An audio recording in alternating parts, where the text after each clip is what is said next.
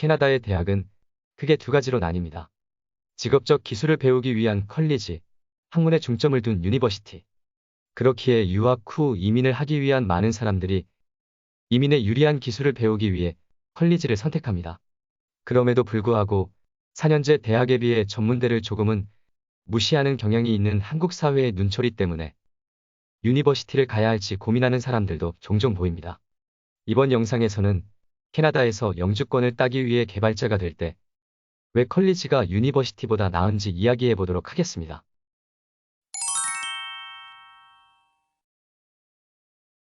우선 시간을 아낄 수 있습니다.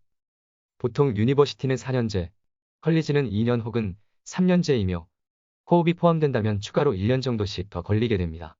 제 주변의 한국인들의 재학 기간을 비교해 보았을 때 일한 기간을 제외하고 유니버시티의 경우 보통 5에서 6년은 걸렸으며 컬리지의 경우엔 그대로 2에서 3년이면 졸업을 하였습니다. 아무래도 이론 중심으로 가르치는 유니버시티의 공부 난이도가 컬리지에 비해 높기 때문에 시간이 평균적으로 더 걸리는 것 같았습니다. 이처럼 이민을 위한 유학으로 수입이 없는 학생으로서의 시간을 최대한 단축시키는 것은 매우 큰 장점으로 다가올 수밖에 없습니다.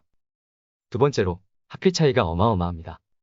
특히 국제학생의 경우 유니버시티는 학교에 따라 1년에 3만 불에서 6만 불 정도의 학비를 내야 합니다. 정말 공부를 잘해서 4년 만에 졸업을 한다고 해도 12만 불에서 24만 불이 들게 되며 5년, 6년을 다녀야 할 경우엔 그 이상이 들게 됩니다.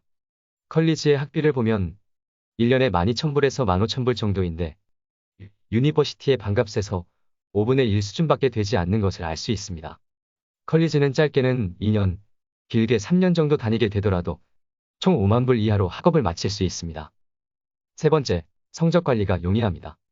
물론 바로 전 영상에서도 말씀드렸듯이 취업할 때 성적은 크게 영향을 주진 않습니다. 다만 성적이 낮을 시 학사 경고 혹은 재수강을 해야 하는 일이 자주 발생한다면 코딩이라는 과목에 자신감과 흥미가 떨어질 수 있으며 그로 인해 포기하는 사람을 정말 많이 보았습니다. 컬리지의 경우 이론 코스가 적고 실용적인 코딩 위주로 배우며 유니버시티에 비해 성적 관리도 수월하다고 들었습니다. 특히 아무런 코딩 지식이 없이 배우는 경우에는 더 그렇습니다. 물론 유니버시티의 장점도 있습니다. 보통은 컬리지를 나오는 경우가 취업에 더 유리하긴 하지만 전공에 따라 유니버시티가 더 취업이 잘 되는 경우도 있습니다. 그리고 연방정부 이민을 위한 이 점수 계산 시에도 컬리지 졸업자보다 높은 점수를 받을 수 있으며 연봉에 대한 영상에서도 말씀드렸듯 시작 연봉은 유니버시티 졸업자가 더 높게 받습니다.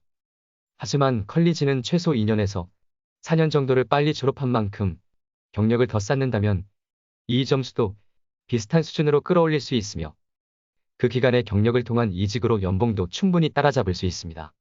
들어간 학비와 연봉을 보았을 때 가성비를 생각해 본다면 무조건 컬리지가 압승입니다.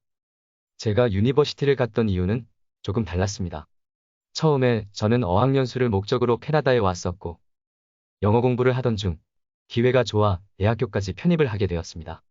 그 당시 부모님께서 캐나다의 워킹 비자를 받으셨었기에 학비가 도메스틱 학생과 같아지게 되었고 한국으로 다시 돌아갈 경우를 생각해 유니버시티가 더 나을 것 같아 선택을 하였었습니다.